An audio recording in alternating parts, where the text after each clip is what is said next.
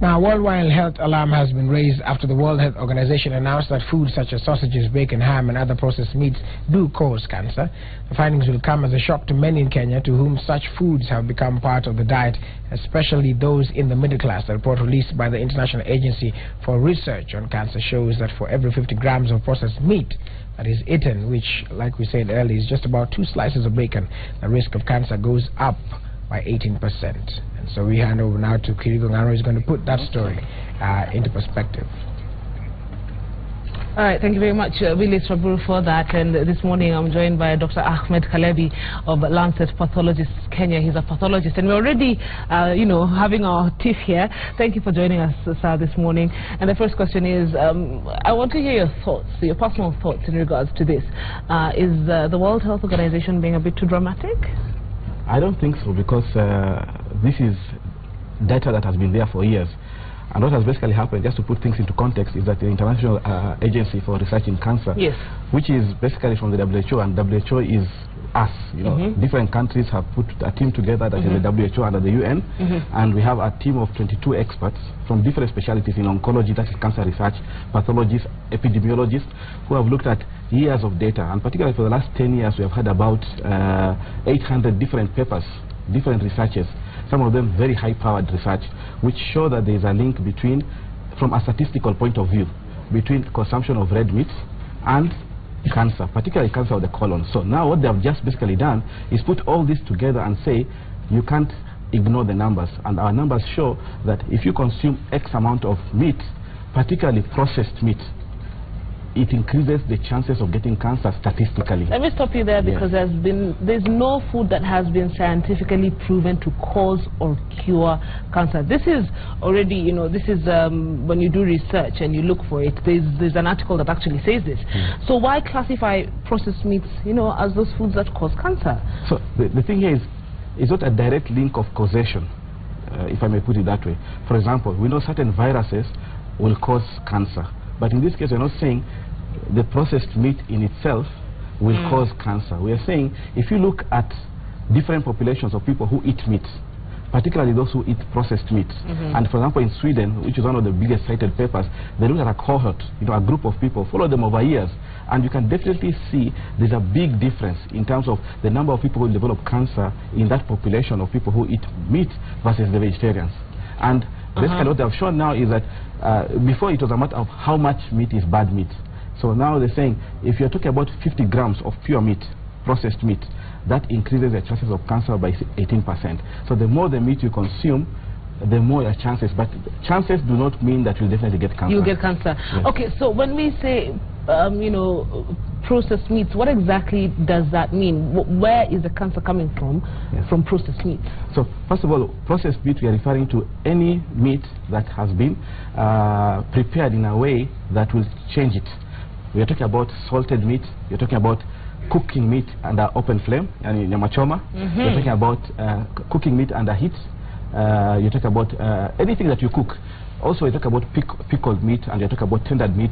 So, if you're talking about well-done meat, that is processed meat. If you're talking about bacon, slices of bacon, you're talking about sausages. In fact, the 50 grams is equated to 1.5 sausages or 1 sausage, depending on the size of the sausage. So anything that you process to make it, to change the taste, to alter its texture, its component, that is processed meat. Now, what causes the cancer from that, or what is the link? For a long time we knew the more you process the meat, the more it changes its chemical composition. So you talk about things like hydrocarbons. You've heard about polycyclic hydrocarbons. Basically you talk about carbons in food that have been altered because of the results of cooking it. And also you have nitrogen compounds. The problem with the red meat particularly, and here I talk about red meat, not fish, not poultry. White meat is good. Red meat is not so good. It is good, it has its benefit, it has vitamins and other things, but here it is the compounds that come out of it as a result of processing it that have been associated with cancer. And they are definitely research, we are able to show that these compounds on their own will cause cancer. But now, how do they arise from the meat? We know now from the data that most likely as a result of processing it, that's what eventually leads to the causation of cancer. And why the colon cancer? Because remember that the colon is a big storage, and there you get whatever you have eaten, the body consumes what is good for it, and what's not good for it, it leaves it to be formed into feces, in the prepared, into stool. Now, as it stays in the colon, it means the more you expose. Now, this risk is not just red meat, it's multifactorial, because people tend to eat more meat, tend to be people who are drinking as well, alcohol, because that's a direct effect. You talk about people who are eating less veggies, because veggies increase the transit time of stool. So if you're not eating enough veggies, it's also you're eating more meat, which causes more constipation, more food staying in the colon, and all that together then adds to the risk. Dr. Kalebi, really, you're really depressing some of us in the morning. It's bad news, but we have known it for a long time. So what other cancers apart from colon cancer can be caused by eating these processed meats? So if you look at that report from WHO, which was actually published yesterday for the first time, although it's what we call a pre-alert, there's going to be a more detailed report coming out with all the data that they have actually put together. What this paper basically is saying is that there is what we call categorization of cancer risk. So now processed meat has been put into the same category as smoking, as category 1. But I mean that it can cause as much cancer as smoking. Smoking has an 86% risk of causing lung cancer. Processed meat has a 16 to 18% risk of causing cancer. But they are both in category 1, almost the same as radiation.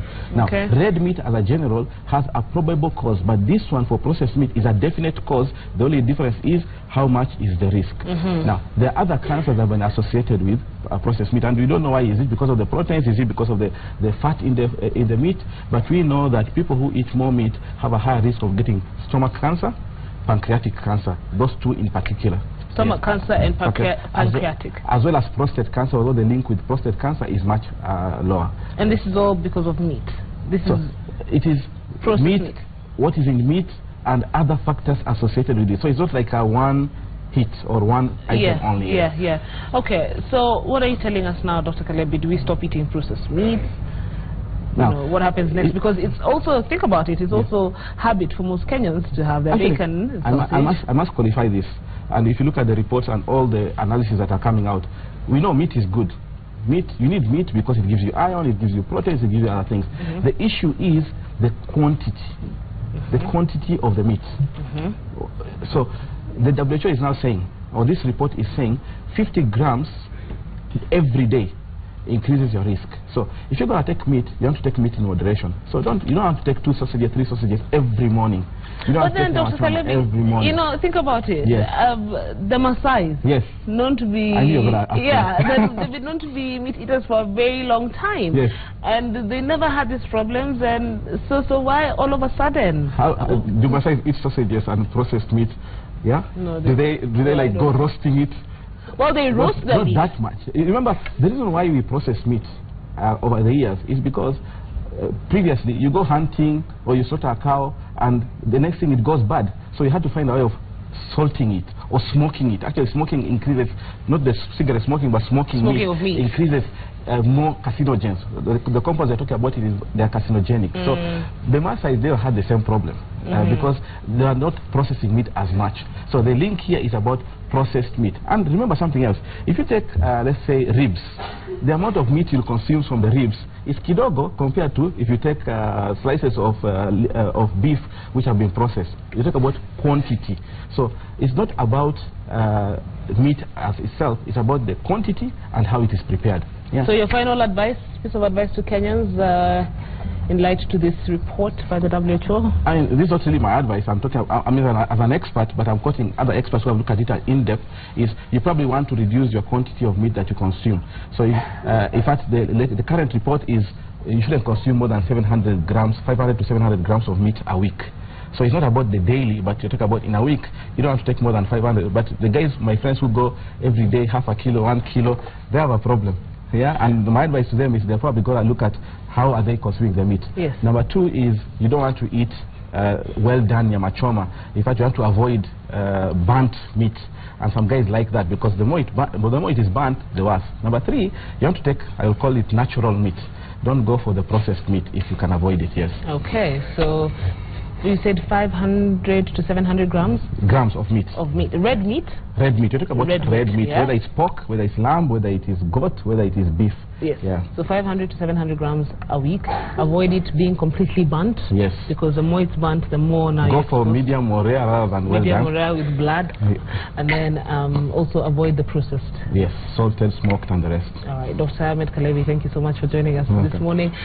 Sad news there for meat lovers, but again, prevention is better than cure. So we might as well do it now, so that 10 years from now, we are good to go. Absolutely.